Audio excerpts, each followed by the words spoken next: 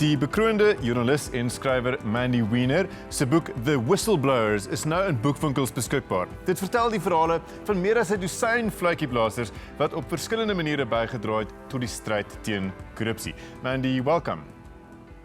Thank you, Valdemar. How are whistleblowers treated in our country? So I think the general sense of how whistleblowers are treated, unfortunately, is that they are often seen as troublemakers, they're seen as pariahs, as impimpies. They're pushed to the fringes of society. And that's because they're not celebrated, they're not appreciated for what they do. And yet, if you look at the state capture era, even before that, at the arms deal, it's whistleblowers that have informed us about what we know about this and that have been critical to journalists getting the stories out. Right, but many whistleblowers do enjoy some legal protections in this country. You write about this, but it's not sufficient, you say. There is legislation that protects whistleblowers, primarily the PDA, the Public Disclosures Act in South Africa, but it's very much an employment type law. So while it's good in theory, it's not so good in practice. And many of the whistleblowers I spoke to said that they did not feel protected at all by the PDA, that they felt that they were failed by it, that it's not worth the paper that it's written on. So it's good in theory, but there's not enough accountability for corporates, and also there's no coverage really for somebody who blows the whistle, the everyman, on an issue that is not an employment-related matter. So while it is there in theory, in practice, it's not so good. Mandy, you mentioned that some whistleblowers are called impimpies and other nasty names when they reveal the truth. But one of the other barriers surely must be the inaction of the prosecuting authority when whistleblowers come forward. You devote one chapter to Patricia de Lille, who in September 1999 already decided after a car accident that she was going to blow the lid off the arms deal scandal. That has still not been resolved. Surely that's discouraging to whistleblowers. 21 years later since she did that, and Tony Ngeni was sentenced to prison, but the Jacob Zuma corruption trial is still dragging on. And Valdemar, if you speak truth to power and power constantly prevails, then many people won't want to speak out. So obviously that is a massive concern for whistleblowers, that they feel that they are risking so much, that they are willing to speak out, but there are no repercussions. So I think that today, for example, the fact that we've seen the first state capture arrest is significant in encouraging whistleblowers to come forward.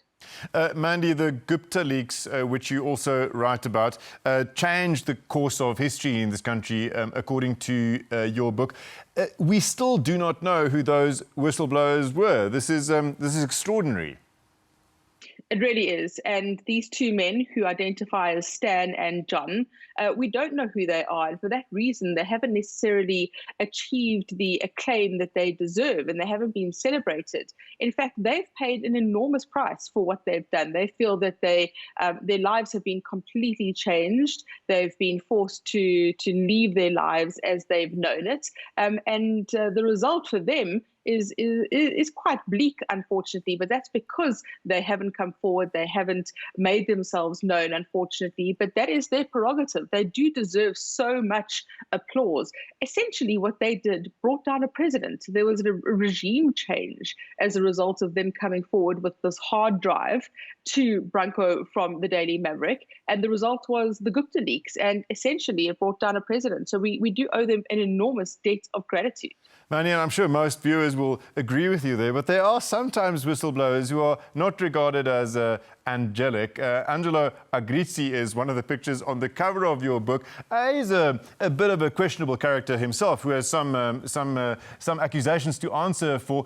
Are whistleblowers always motivated by noble ideals of making the country better, or is it sometimes a little bit selfish? Certainly not. You know, I think that the idea that whistleblowers are always virtuous and principled and have integrity is definitely inaccurate.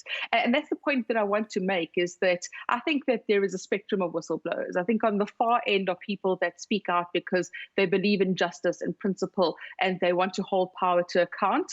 Then in the middle, there are accidental whistleblowers who don't intend or don't set out to become whistleblowers, but they find themselves in a position where if they remain silent, then they become complicit. And then on the far end are people that are have got proximity to wrongdoing, that they are complicit in some way, but then they have this Damascus moment and they choose to come forward. And absolutely, there are whistleblowers like that who were involved in wrongdoing, but they remain whistleblowers because, according to the definition, they have chosen to speak up, even though they were involved in wrongdoing. And I fully expect people to look at the cover of that book and go, oh, these people maybe shouldn't be in this book because they were complicit, but they remain whistleblowers. And that's the point that I want to make as well. 10 seconds, Mandy. Are we an unusually unethical bunch of people in South Africa? No, I think that that's probably too broad. I think that what we've seen here is that there are many very ethical people within the society, and there are people who have chosen to speak truth to power, who have chosen to hold power to account. And these people we should celebrate. We should give them national orders. We should appreciate them. We should stack the cards in their favor if we want them to come forward. But they need to hold those of us in society who are not ethical to account. And we'll read about them in your book. Thank you so much, Mandy.